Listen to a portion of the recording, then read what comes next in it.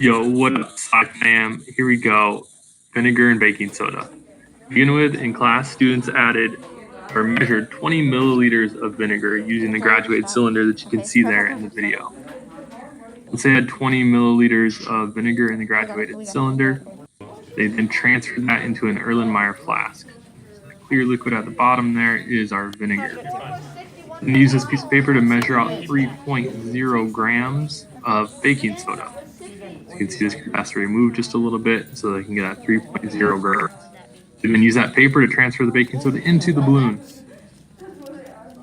Then took that balloon and put it on top of the flask and added a piece of tape so no gas could actually leave this flask or the balloon while the reaction was happening.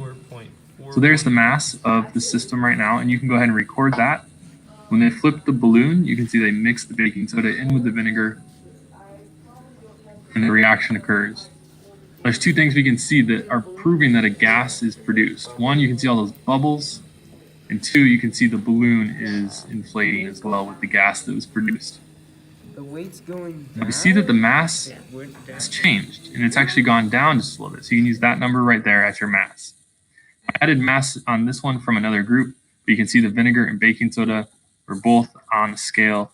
Once we mixed them, though, the gas was produced and the mass went down just a little bit. You could use those masses as well. You see, the law of conservation of mass states that mass cannot be created or destroyed. So we have to figure out where the mass actually went that went away. So in the beginning, all of the force was forcing down on the scale.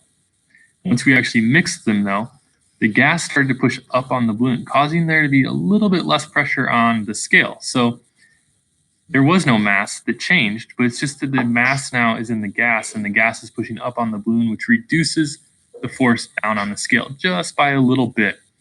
So mass was not created or destroyed.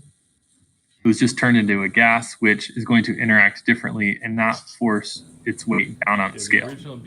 We also looked at the temperature. And so one of the things that we need to add here is in the beginning, the temperature was around 61 degrees. And you can see here now after the reaction, it's about 58 degrees Fahrenheit. So make sure you also include that data in your science notebook slide, and then look and see if this is an indicator of a chemical reaction occurring. But we wanted to measure the balloon.